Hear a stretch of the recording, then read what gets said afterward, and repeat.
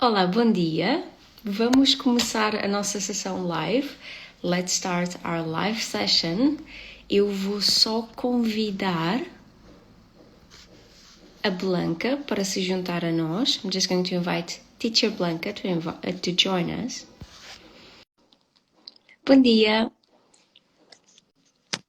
There we go. Hola, chicos. Olá, bom dia. Thank you, Cristina, for having me here. Oh, my pleasure. So just before we start, I was just waiting to see if anyone else would want to join us. I'm just going to explain that this live session is going to be in English. So it's just easier for both Spanish speakers and Portuguese speakers to understand, as well as Portuguese students and Spanish students. So, sounds good. O meu nome, my name is Cristina, and I teach Portuguese here at Portuguese with Cristina. What about you, Blanca? Tell us a little bit about yourself. Mi nombre es Blanca. My name is Blanca, and I teach Spanish here in Spanish with Blanca. Okay. So I was just trying to see if we had anyone else joining in. So I think that we could start talking a little bit about our idea of doing this live session together. Would you like to start? Do you want me to start? Go ahead. Okay, so a few weeks ago, I would say 1 or 2 months ago, maybe. Yeah, so me and Blanca decided to do a live session together, kind of Spanish versus Portuguese, or not versus, because that gives the idea of rivalry, and both languages are different, so they don't need to be considered enemies. But to do something where we would compare Spanish expressions and Portuguese expressions, and we remembered Valentine's Day. Exactly. It was actually Christina's idea. It's like, oh, Valentine's is coming up, so we could talk about that. Like, oh, great idea. Because as well, we are using English, and Valentine's is quite big in English speakers countries. So yeah, I thought it was a brilliant idea. By the way, I'm loving your filter, Cristina. Oh, it's very Valentine's it's too. Valentine's, and it's actually a secret, because that way it just hides these baby hairs and I look prettier. It works. It works. Obrigada. Thank you. Bom dia. So, do you think we should start now?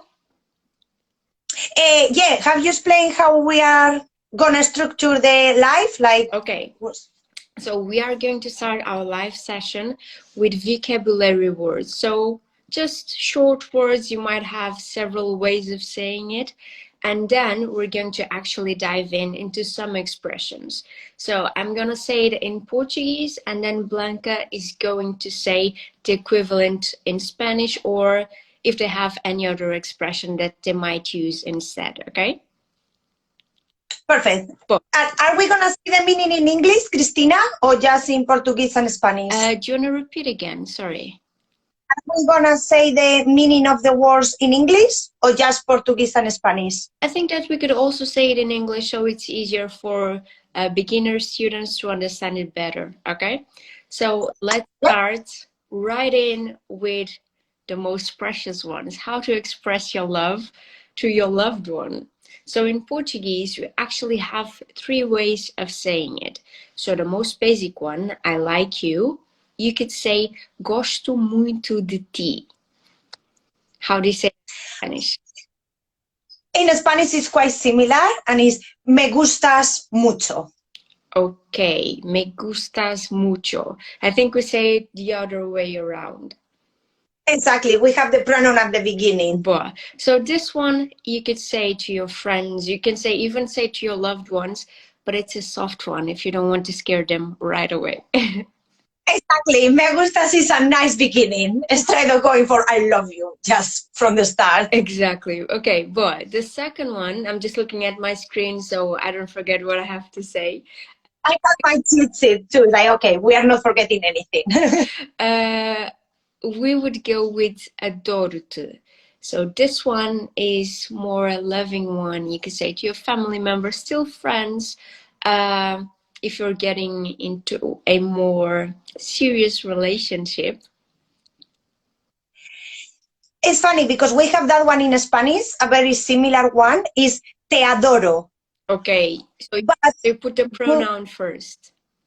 At the beginning, again, yeah, but we don't really use it because te adoro is more like worship someone. Okay. Like you need to pray to them, you know. Back on the days was quite popular, but nowadays not that much. I actually think that we don't use it that much as well, but I still thought that it would be really interesting. But as you said, we would also use it in a God type of more way. Worship way, yeah. Well, yeah. And then the last one, amo-te, as in I love you. Amo-te, and the two parts related to you, so the person you're addressing. I was just looking to my webcam because normally I'm used to looking at the webcam. So amo-te. And in Spanish is the same, but again the pronoun goes at the beginning, and it will be te amo. Okay, so let's see.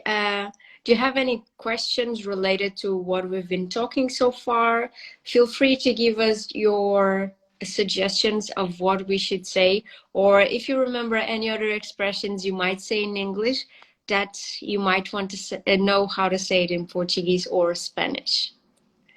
Exactly. If you have something that you use all the time and we haven't covered, just let us know, and we will try to come up with the equivalent. Or try to literally translate it so that we can have a great laugh.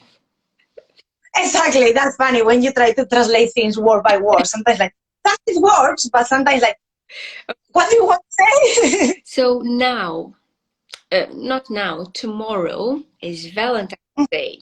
In Portuguese, we would say, and let me type this one down.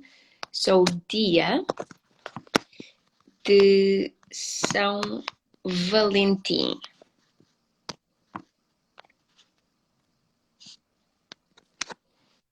And it is funny because in Spanish we have the same, Día de San Valentín. But Valentín in Portuguese ends in M, and in Spanish ends in N. Oh, but yeah, sorry? Just like in English, Valentine. Oh, it ends in E, so. Exactly, yeah. We take out the A in Spanish. Would you use querido? Okay, so in Portuguese, and I speak for myself, some people enjoy using querido, querida. I just feel like it's too formal. In Spanish as well, we have the same word, querido, querida, and it's really old-fashioned as well. Like in the letters, it would be querida Cristina, but no one uses it anymore. Exatamente. Or we also use it in a sarcastic situation, as in when you want to address someone, as in querida, que é que estás a fazer? As in, what are you doing? Yeah, same in Spanish, like a bit of funny way to say, what are you doing? In a nice way, though. What do you want, querida? We wouldn't use it as much in this sense, but we would also do it. Yeah, so we have the same word as well. Can be, she's so cute. Oh, yeah, we could also use it to state that someone is adorable, cute. You could say, oh, aquela pessoa é muito querida. That person is really lovely, cute. Obrigada, Maria. We have, no, we don't have adorada for something that is cute. We will say it's adorable, like adorable. Or when we use this, oh, how cute. I love it because we say, que mono. And mono in Spanish means monkey as well. So it's kind of a double sense. Like you see a baby and say, oh, que mono. But it means cute, no monkey in that sense. We would use, for example, que querida, also que adorável, as in adorable, que adorável. Querida, I also think it's something that we wouldn't use frequently. We do, but not very much. Yeah, no, in Spanish, not to say that someone is cute. No. Okay, so the next one. Eu tenho namorado. I have a boyfriend. Namorado or namorada if it's a girlfriend. And yo tengo un novio. I have a boyfriend. And novia if it's a girlfriend. Do you know a funny thing? In Portuguese, if you say noivo, it's more similar, like related to sound. Noivo e noiva as in fiancé. Ah, when you were saying the word, I thought, it sounds similar to the Spanish nuevo. That means new. Okay. Yeah, fiancé in Spanish is prometido. Prometido if it's a boy, or prometida if it's a girl. Okay, makes sense. We would use those words for something that is promised, so actually makes total Quite similar, yeah. Okay, now let's offer things to your loved one. Like some kind of presents, yeah? So you can start now. What would you offer? Normally, for Valentine's Day, I will offer them chocolate, that in Spanish is bombones. Okay, so we could use bombons, or we could just say chocolates. We use chocolates for the bar, the chocolate bar, but for the small chocolates, is bombones. Okay, I think we would be all right just saying chocolates or bombons. Yeah. What's more common, though? ¿Cómo? What is more common? What would you use more often? I think that chocolates, but once again, as I told you before when we were preparing this live session, in Portugal, we don't actually celebrate Valentine's Day that much. We're starting to celebrate it more nowadays with the influence of the internet and, as you said very well, the States. But I think that we would just go with chocolates. Perfect. We could also give them rosas, that means roses, all kind of flowers, flores, but Valentine's Day is all about rosas. Rosas rojas. Okay. Red roses. Aqui em Portugal, here in Portugal, almost the same, mas rosas vermelhas, em vez de the way you say it, because I can never pronounce that word correctly. Okay, so how many would you buy? Because in Spain, traditional is like una docena, that is 12. 12 red roses for Valentine's. Is that like that? Uma dúzia, but I actually have no idea how many you should offer. Because I've seen people offer one rose or many roses. So I would go somewhere in the middle, would be appropriate. 6 is a good one. Okay, we would also say flores or rosas. So those ones are not very different. And now let's jump to coração. Do you use that a lot or not? Corazón. Yes, we do use it a lot, but not to call someone corazón. It's more like Valentine's is all about corazones. Okay, so all about hearts. Yeah. We could use it to address someone. I think it depends if you enjoy using the word or not. I've heard people say or call each other by coração. Personally, not my cup of tea, but I've seen it and I've heard it. And then piropo. How would you explain to English speakers what piropo means? In Spanish is piropo as well. And I would say piropo is a compliment to the other person, a nice compliment, like saying someone, but I think in the English-speaking countries, it sounds quite abroad to say someone pretty, just out of the blue. Yeah. That would be a piropo. But in Spain, it's quite popular. I don't know if in Portuguese too, like, oh, qué guapa, like how pretty today, or, you know, we don't take it badly. Okay, so Yeah. I think that we have two types of piropos.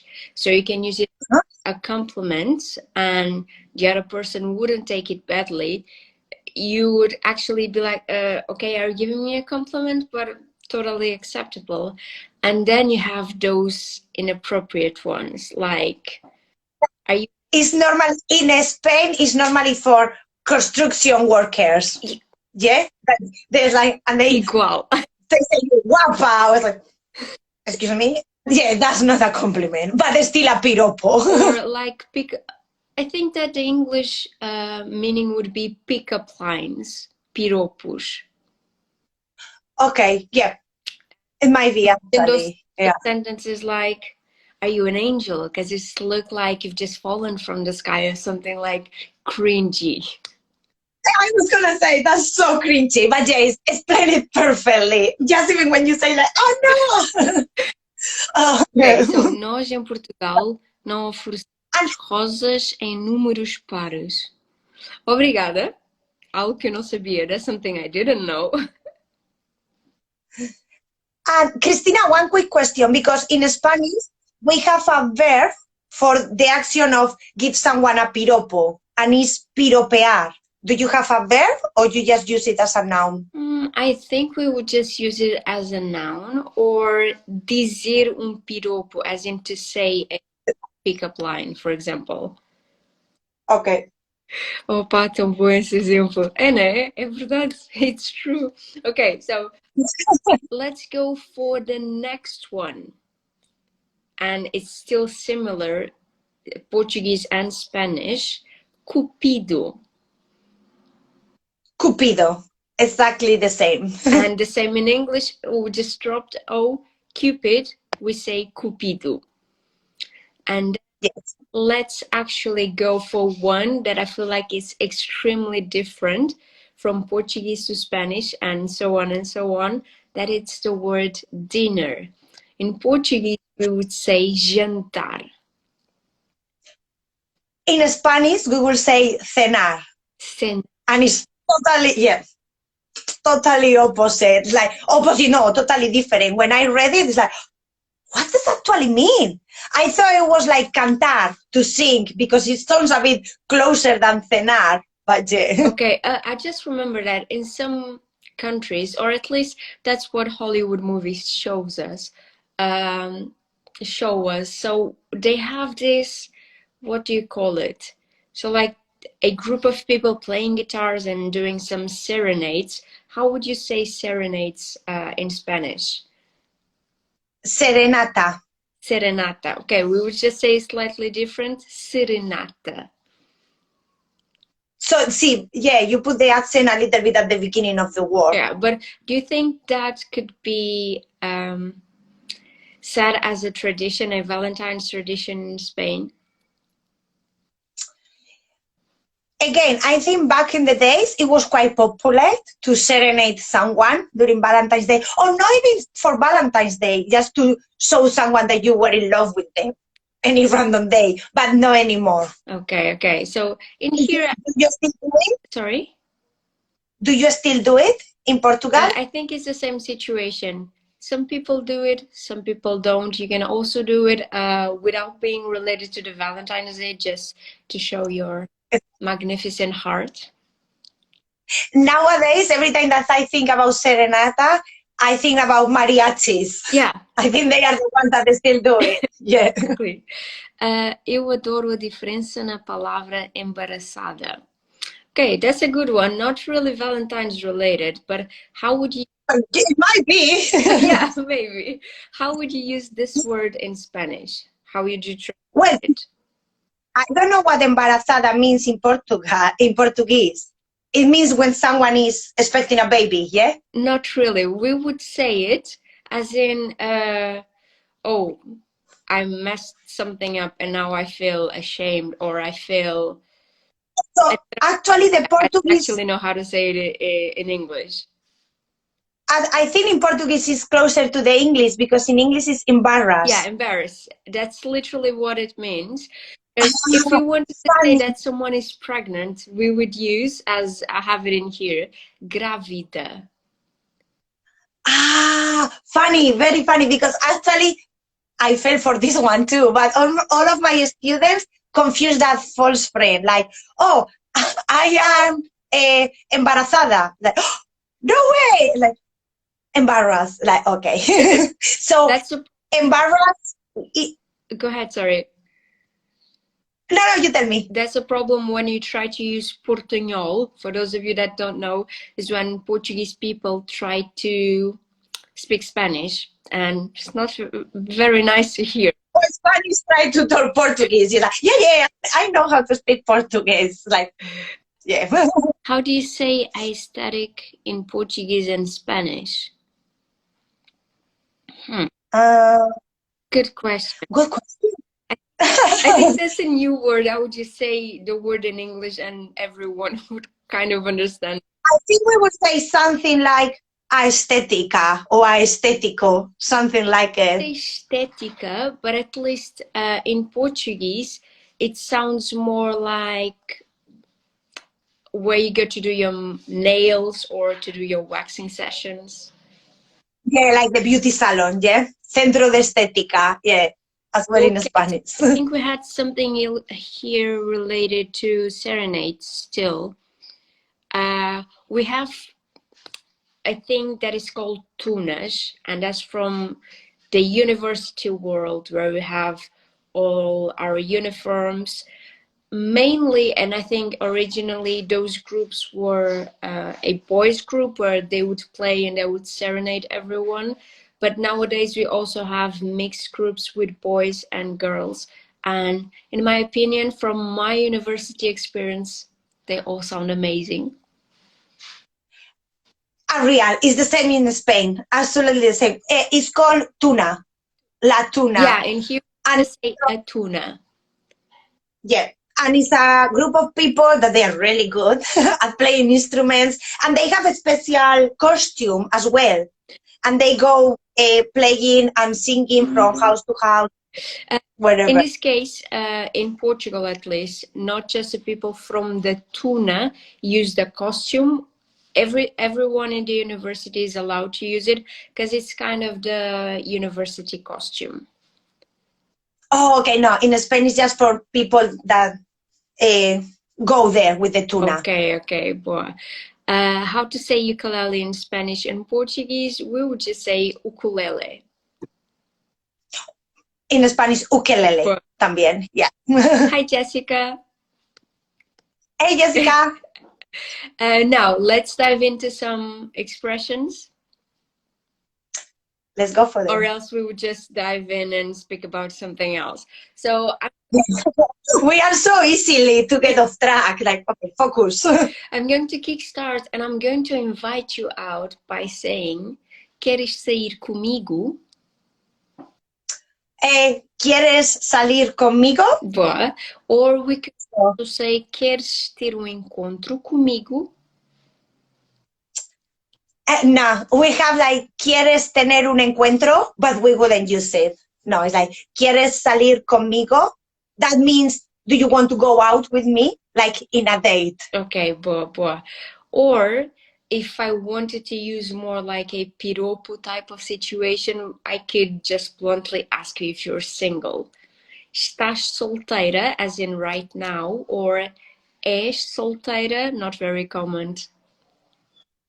The same in Spanish. ¿Estás soltera o soltero? If you are asking a boy. Boa.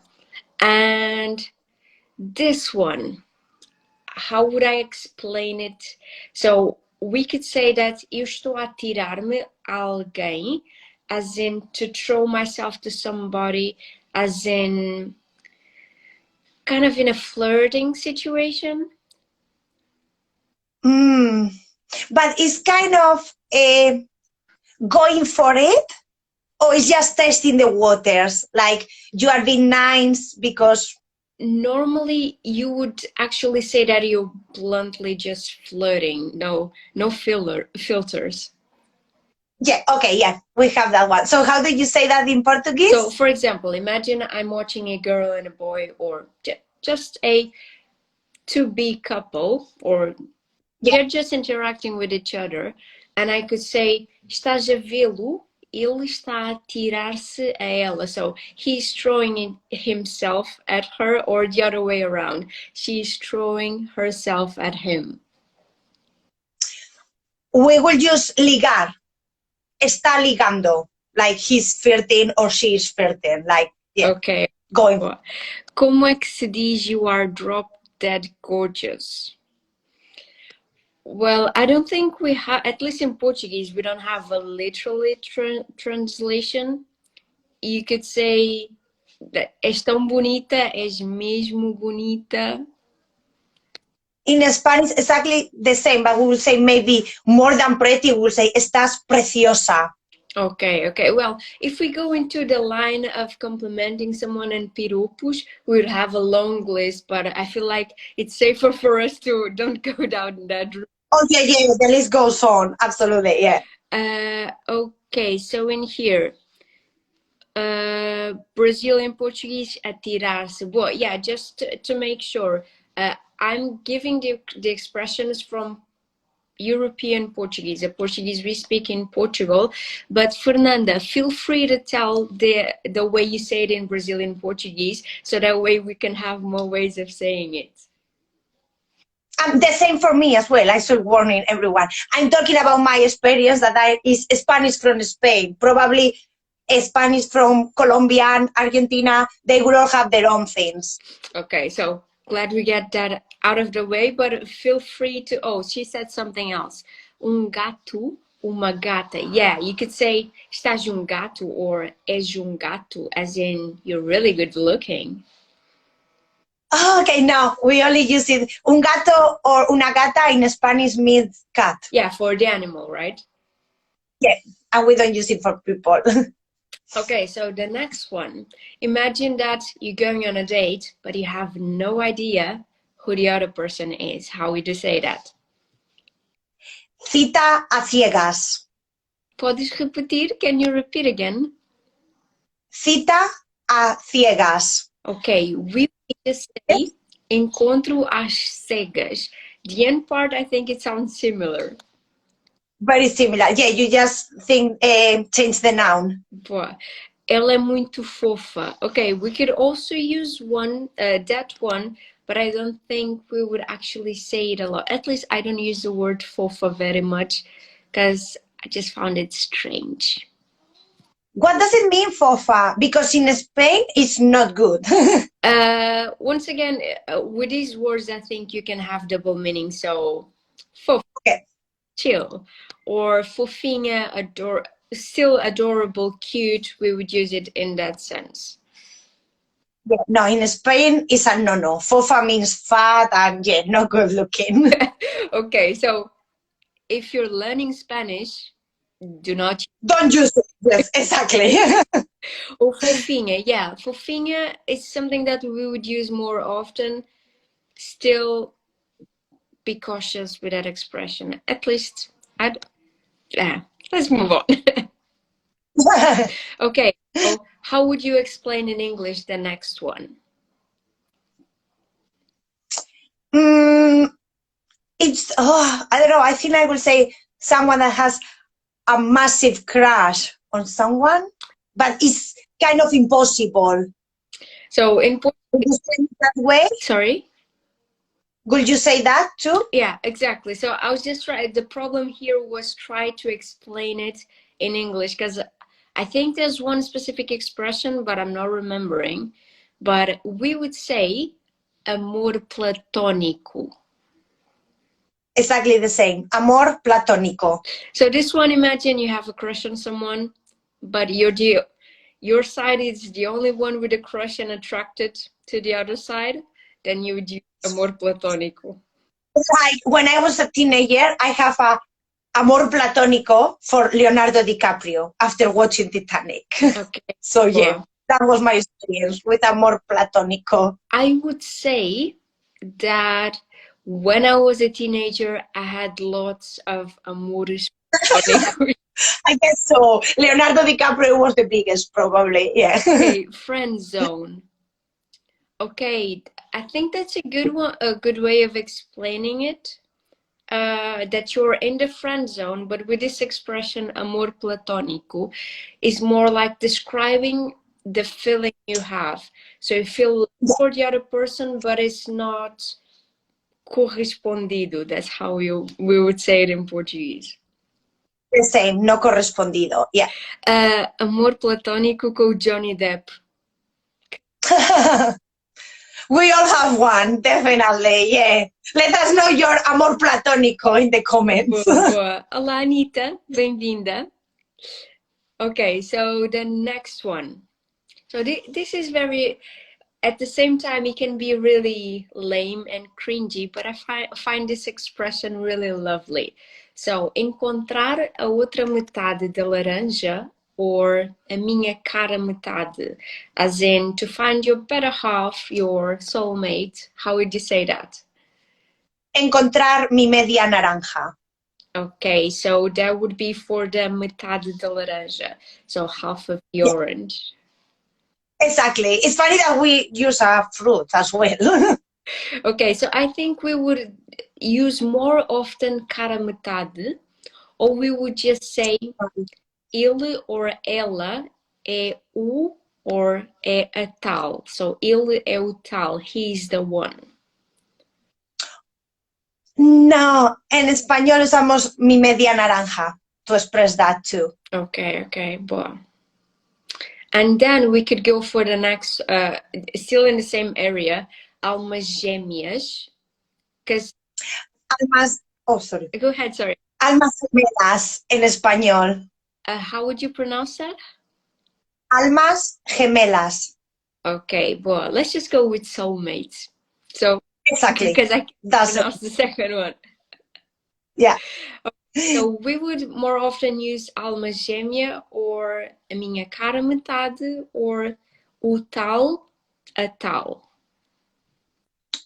Okay, yeah, in Spanish it would be almas gemelas, more common, yeah. Okay. Somos almas gemelas, we are soulmates.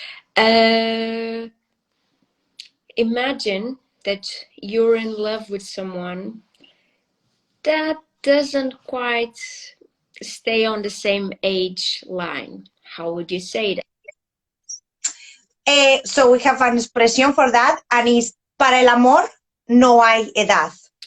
Nós diríamos, we would say, o amor não tem idade, as in love doesn't have age.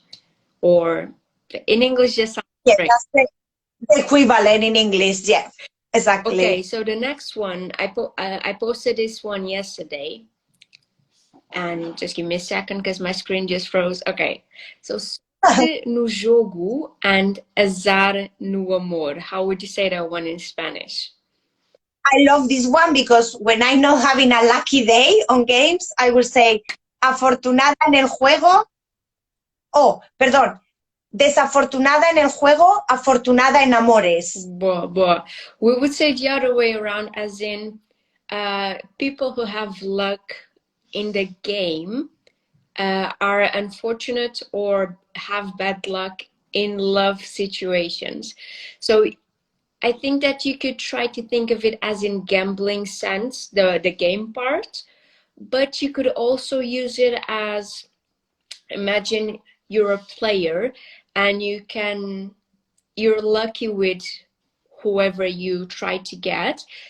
But if you're a player not very good at actually getting true love. So I think that could be a second understanding of this expression. Well, and we could also turn it around in Spanish and say the same. Afortunado en el juego, desafortunado en amores. So you just turn it around depending on how it suits you. Wow. Okay, so the next one, so that we don't stand each other speaking with expressions. O amor é cego. What does it mean, o amor é cego? El amor es ciego. So love is blind. Boy, so this one, I think, don't need that many translation. So I'm going to go to a very lovey-dovey one. Mãos frias, coração quente, amor para sempre. And you told me that you didn't have an equivalent expression in This is a really interesting one because we don't know. Okay, so this one literally means that if you have cold hands, you have a warm heart, so you'll have a love for life, basically. Exactly. Or love to give as well, yeah? Yeah, exactly. So I feel like this one is very cute. I would say this is my favorite love-related provérbio. That's what we call typical sentences in Portuguese. Yeah, proverbio refranes as well, yeah. Okay. What if someone reaches? Or do we say qué pena as well, what a shame. Or actually, now that I read that, we have a really interesting one when someone asks someone to go out and they say no, the friends probably make fun of that person and say, te ha dado calabazas. So he has given you pancakes. Okay. Pancakes. Oh. We could say, and this is a very strange and very colloquial one, as in, que barra. So imagine as in bar. So, que barra que levaste, something like it. But it's extremely slangy. Okay, in Spain it's quite common, like in movies as well. It's like, oh, voy a darle calabazas, or I'm gonna say no to him. Yeah. I think that there's also another expression we would use in that sense. I'm not remembering. For example, Anita, if you remember, feel free to write down. And speaking of Anita, she wrote, também há mãos frias, so cold hands, coração quente, warm heart, amor ardente. So it's related with fiery passions and a very passionate, yeah. Exactly. And then speaking of passion, how would you say that you're in love with someone? Estoy enamorada. And you, Cristina, how would you say that you are in love with someone? Eu estou apaixonada. And this one, apaixonada, I think it's related with the word paixão, passion. Estar apaixonada, you're with a passion feeling. Yeah. Okay. We have pasión in Spanish, but when we are in love, estamos enamorados. Boa. So, pôr os patins ou dar com os pés. Okay, so related to the other one where you would just dar barra to someone or let someone... You say, yeah, you reject someone, yes. So we would use dar com os pés or pôr os patins. But you could also use it in a sense of breaking up with someone. Oh, okay. Yeah, no, this is one just to say no from the beginning. Oh, okay. So I think that one we would just use dar barra or levei uma tampa. Boa, Anita. That one is brilliant. Levar com uma tampa as in tampa, like a cover. Yeah. Mm-hmm. Ou pé na bunda in Brazil. Boa. Okay, so I feel like we have lots of ways. I didn't remember any. It's funny, when you are under pressure, like blank. Okay, so the next one, still related to being in love. Eu estou caidinha por ele or por ela. How would you say that in Spanish? Estoy colada por él. That's still so funny for me because in Portuguese, when you say colado or colada, it just sounds like you're glued to each other. Not you explain that to me, yeah. This one we would use, so imagine you're utterly in love with someone, or you can use it in a sense of relationship or just in a crush sense. So exactly, doesn't need to be feelings back, yeah, with this one. Yeah. How to say open relationship? I think we would say relação aberta, or you could try to say relação flexível. I'm actually not sure. We will say relación abierta. It's quite a literal translation. Okay. Yeah. Okay. Amor é fogo que arde sem se ver. This is one of the most beautiful poems. Wow, amor es fuego. No, we don't have anything like that. that I can think of at the moment. Oh, yeah. Thank you, Anita. Obrigada. You could also use the other one, open relationship, as in amigos coloridos. So friends with benefits. Oh, en español decimos amigos con derecho a roce. Porque roce is like touching. So, yeah. Boa, boa. Okay, and the last one I have is actually a Spanish expression. That you don't have in Portuguese, yeah?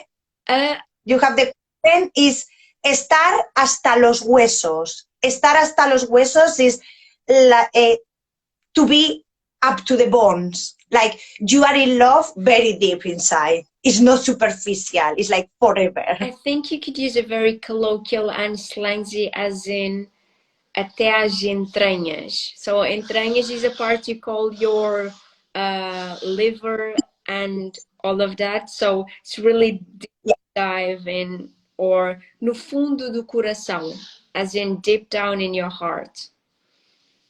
Yeah, entrañas. We have entrañas in Spanish too, but we don't use it like for Valentine's. Yeah. You could also use exactly estou perdida de amor, as in I'm lost in the love. So you have so much love to give to that person that you're kind of. Sometimes with someone is like that, we say like, está atontado. Estar atontado, like he's silly with love. Because when you are in love, you just lost the sight of it a little bit. And now I just remembered one. So when you're apaixonado or enamorado, did I say that right? Mm-hmm. Sorry? So enamorado, perfect. Okay, because I never try to use Spanish. When I do, I'm always afraid.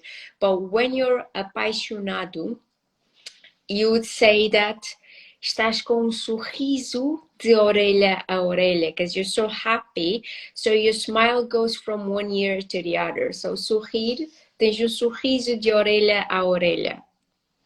Lo mismo, una sonrisa de oreja a oreja. So just pay attention. This one is another of those types of situations where in Portuguese we would say a masculine word.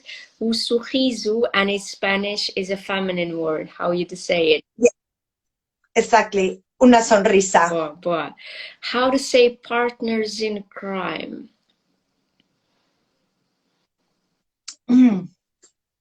Buena pregunta. I think we will just say pareja en el crimen. I think that's another one we would just borrow from the English language and say. Yeah, translate. So you can use parceiro in Portuguese to refer to partner. Parceiro. Cúmplices.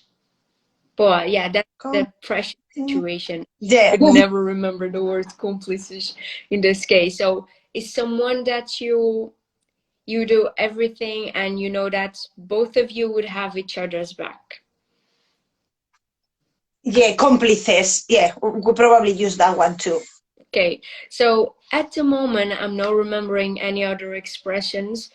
Do you remember, and now I'm speaking to Portuguese speakers, do you remember any other expressions? And if there are Spanish speakers as well in here, please do tell us some more expressions. Exactly, so we can talk about them. And if you are English speaker and you have something that you want to know how to say in Spanish or in Portuguese as well.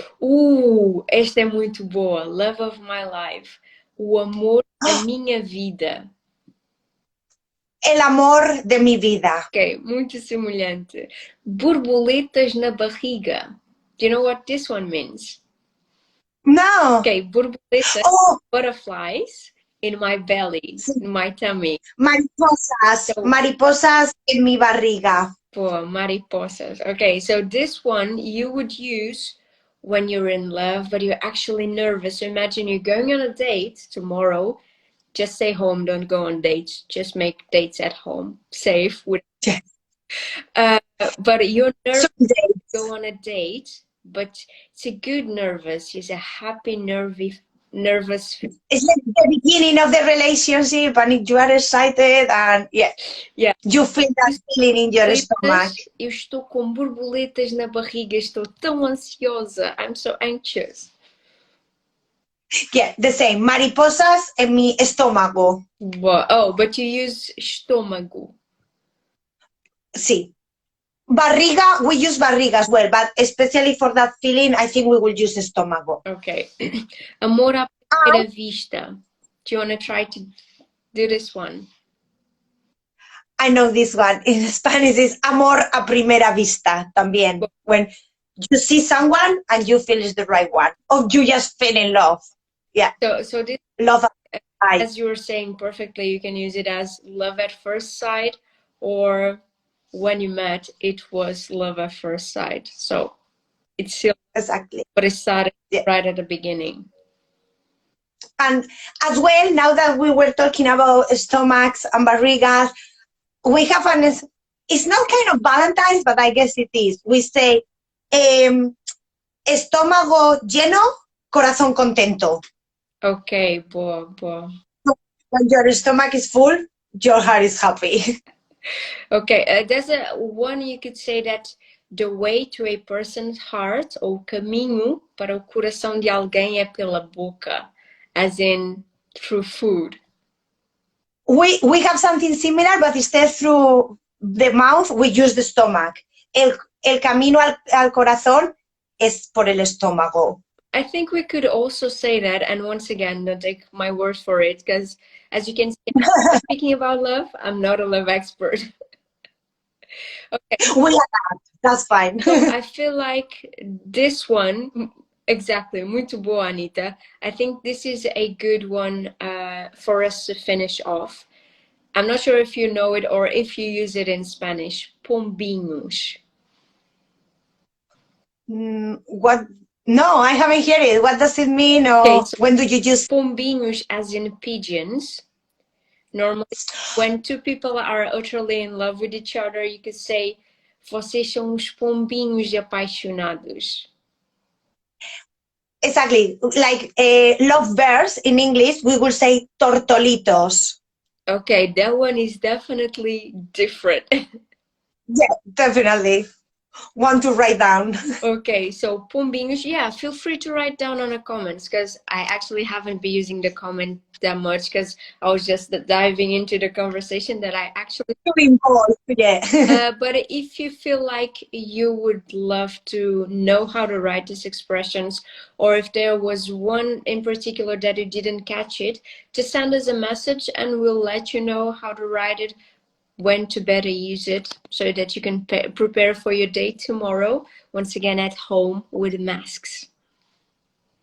Exactly. All virtual nowadays. And as well, I would love to know what was your favorite one. So leave a comment, either if you are here live or if you are watching the replay. Okay, so I'm going to leave the live session on my Instagram page. So if you want to rewatch it again later, feel free to do it. I hope you enjoyed our little conversation. I definitely had a good time. And it was great. Thank you so much, Cristina. Just keep an eye out, because the next one will be on Blanca's Instagram channel, YouTube channel. Still not. We need to decide. I need to look at the technology involved, definitely. Cool. And do you want to say what we are talking about, or we leave it as a secret? Thinking about it. So what's the subject we're going to do on our next live session together, or shall we make it a surprise?